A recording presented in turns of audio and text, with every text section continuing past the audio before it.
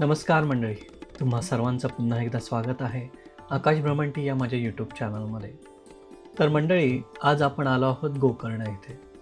गोकर्ण हे साधारणतः गोव्यापासून 150 किलोमीटर अंतरावरती आहे आणि इथे तुम्ही बाय ट्रेन किंवा बाय रोडवेजने सुद्धा इथे पोहोचू शकता. निसर्गाने समृद्ध असा गोकर्ण ही खूप छान सिटी आहे. इथलं राहणीमानसुद्धा खूप साधं आहे. प्रामुख्याने इथे कन्नड भाषा बोलली जाते. इथे राहण्यासाठी तुम्हाला माफक दरात हॉटेल्स किंवा होमस्टेची सुविधा उपलब्ध आहे. इथली बाजारपेठसुद्धा मसाल्याने समृद्ध आहे. वेगवेगळ्या प्रकारचे मसाले तुम्हाला या बाजारपेठेतून विकत घेता येतील आणि ते सुद्धा माफक दरातून. मंदिरात दर्शन घेण्यासाठी तुम्ही सकाळी लवकर गेलात तर बरं होईल, कारण की त्यावेळेस थोडीशी गर्दी कमी असते. सकाळचं टायमिंग हे सकाळी 6 ते 12:30 वाजेपर्यंत आहे आणि संध्याकाळी 5 ते 8 वाजेपर्यंत आहे. मंदिरात ड्रेस कोड अनिवार्य आहे. महिलांसाठी साडी किंवा कुर्ता आणि पुरुषांसाठी लुंगी याशिवाय मंदिरात प्रवेश दिला जात नाही. मंडळी, गोकर्ण हे कर्नाटक राज्यातील उत्तर कन्नड जिल्ह्यातील अत्यंत पवित्र व प्रेक्षणीय समुद्रकिनार लाभलेलं स्थळ आहे. तर या ठिकाणी महाबळेश्वर नावाचे स्वयंभू शिवलिंग म्हणजेच आत्मलिंग स्थापन झालेले आहे. तर मंडळी, आत्मलिंग म्हणजे काय याची एक मनोरंजक कथा आपल्या पुराणांमध्ये आढळते. कालाग्नी नावाचा 3 शिंगाचा एक विशाल पशु होता. त्रिदेवांनी म्हणजेच ब्रह्मा, विष्णू, महेशांनी कालाग्नीची शिकार करून त्याची 3 शिंगे काढली. प्रत्येक शिंगाखाली असलेले एक एक प्राणलिंग त्या तिघांनी घेतले. यातील आत्मलिंग हे शंकर भगवानांना मिळाले. रावण हा असुर असला तरी तो खूप विद्वान होता आणि शंकराचा असीम भक्त होता. त्याचप्रमाणे रावणाची माता सुद्धा शंकराची असीम भक्त होते.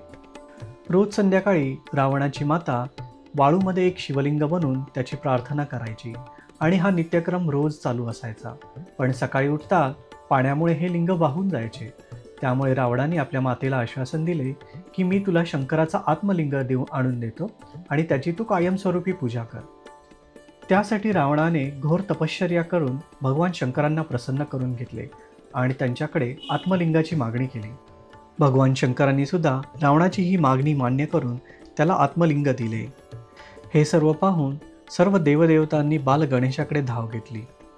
आत्मलिंग देताना भगवान शंकरांनी रावणाला बजावलं होतं, हे आत्मलिंग जिथेही तू जमिनीवरती ठेवशील तिथे ते स्थापन होईल. रावण हे आत्मलिंग घेऊन लंकेकडे निघाला. जाता जाता सूर्यास्त झाला.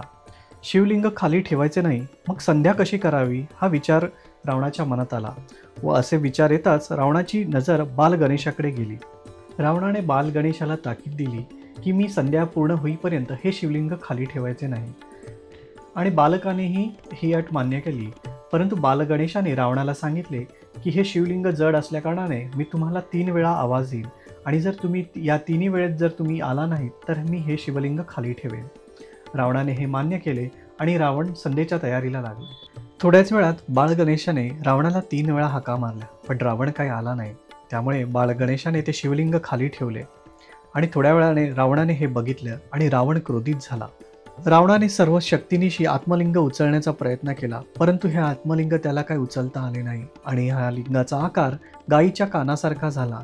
त्यामुळे या आत्मलिंगास गोकर्ण असे नाव पडले. तसेच रावणाने महाबळ आणि ईश्वर या सगळ्यांचा वापर केला. त्यामुळे हे लिंग महाबळेश्वर गोकर्ण असे या नावाने ओळखू लागले आणि यालाच दक्षिण काशीही आता संबोधले जाते.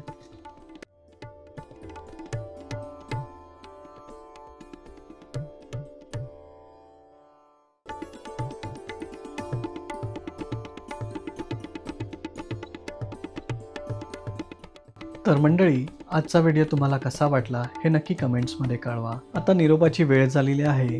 पुन्हा भेटूया नवीन एका ठिकाणी. तोपर्यंत धन्यवाद.